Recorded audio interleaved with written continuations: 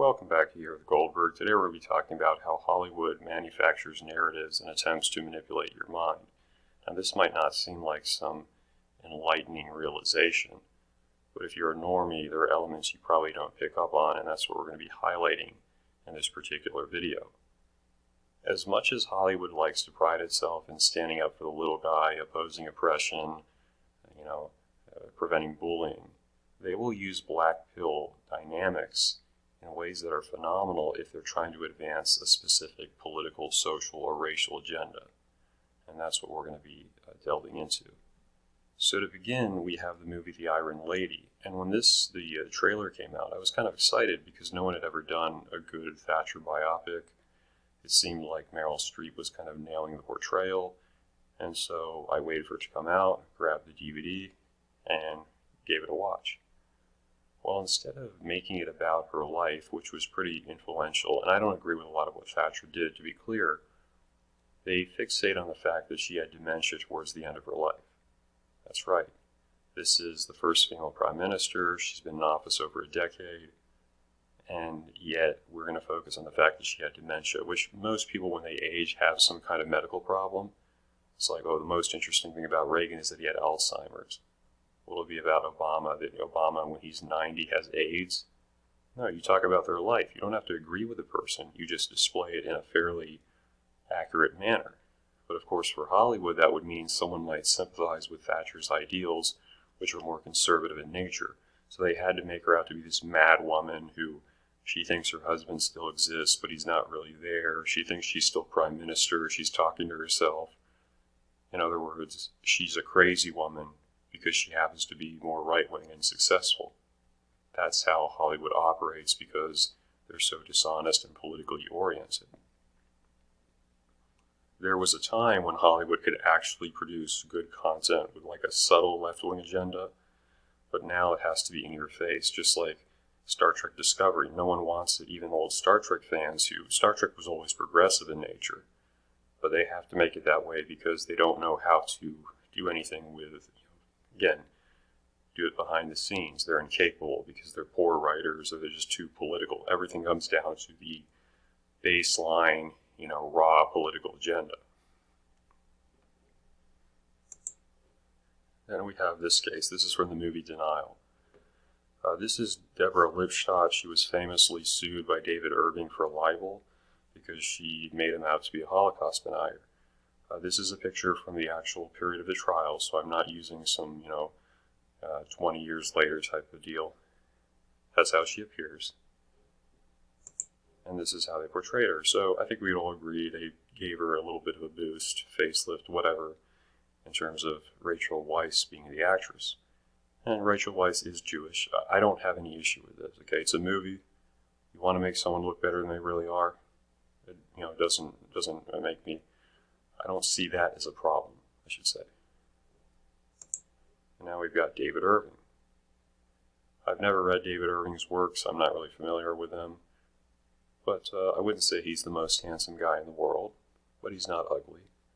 He's got a classic kind of British pub look. I imagine if you were in one of those bars and, you said, Queen Elizabeth, she's a 3 out of 10. He'd be like, for king and country, and give you a punch. But whether you agree or disagree with David Irving, this is what he looks like, okay? Now, how did they portray him in the movie? With Timothy Spall. Timothy Spall is a good actor, but he looks like a rodent. This is done on purpose.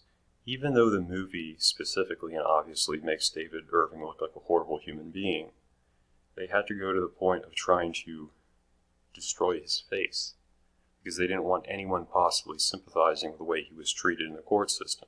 So they pick a guy with the type of eyes, the nose, the ears, the teeth. He looks like a rodent. I think he played Peter Pettigrew or something like that. Doesn't he actually turn into a rat? And this is nothing against Timothy Spall. He's a fine actor, but he doesn't look anything like David Irving. They do it on purpose. It's a huge black pill.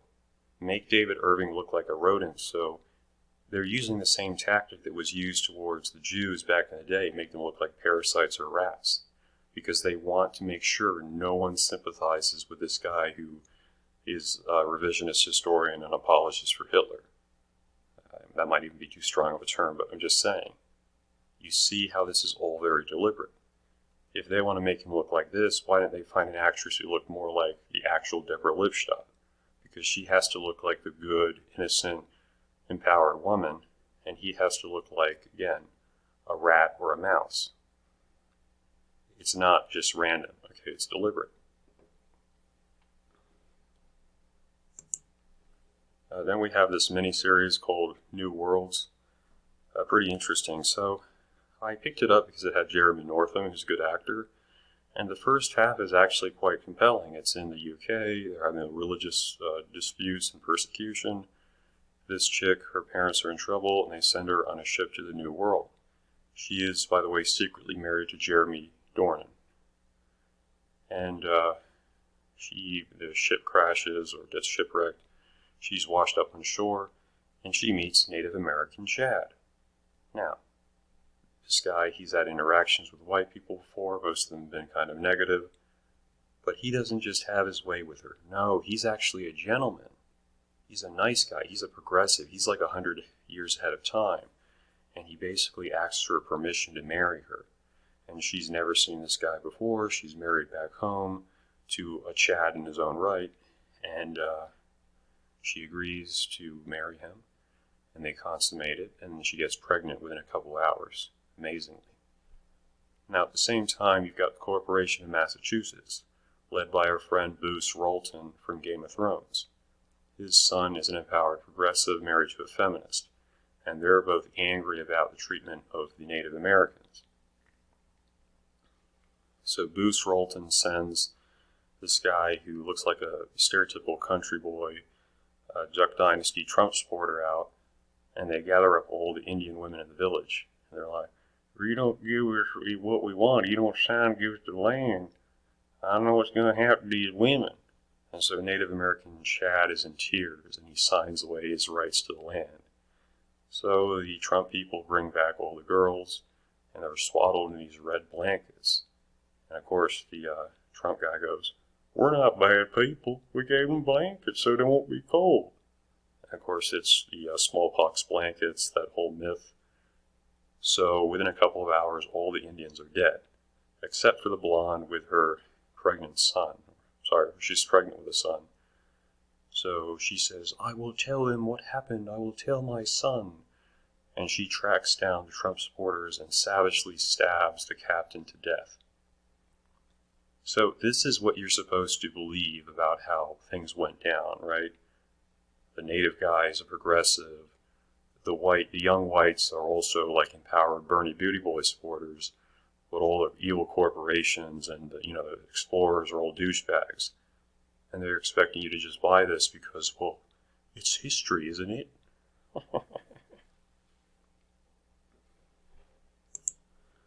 This will just be a quick one. American Horror Story, the cult season. I saw The Asylum, that was pretty good, and then I watched this one, and it was pretty terrible. Again, about halfway through. This guy, he's like a QAnon, 4chan type dude, and he gathers a bunch of misfits who are angry at society and has this little like secret cult. He wants to be active in politics, of course he supports Trump, but that isn't like as big of a deal to begin with. And they have all these little, violent attacks and whatnot. Well, suddenly he gets elected to city council.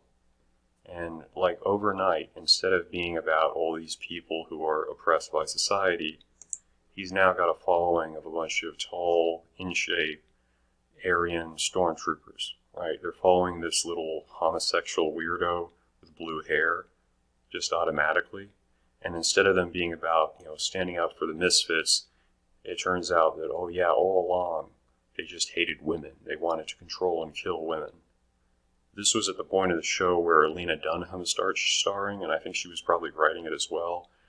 But the show just goes into the ground. It's a trash heap after that, which is a shame because to begin with it was interesting. It went against all the hypocrisies of the right and the left. It was mocking the progressives and like how they take a position but they can't even live up to it in their own life. But then it just devolves into, there are these white men who want to control and hate women. To the normie, this might seem, yeah, they're all white supremacists, right? So why would this white supremacist have blue hair and be like, have this diversity crew, and all of a sudden, it's so unbelievably stupid. But if you're not in tune, if you're not picking up on the cues, if you watch a lot of Netflix, a lot of media, you won't be able to tell. So I just say be vigilant, pay attention, understand how much of the stuff out there is meant to program you, is meant to get you to think a certain way. And you have to be willing to say, okay, this is garbage, and I'm going to turn it off.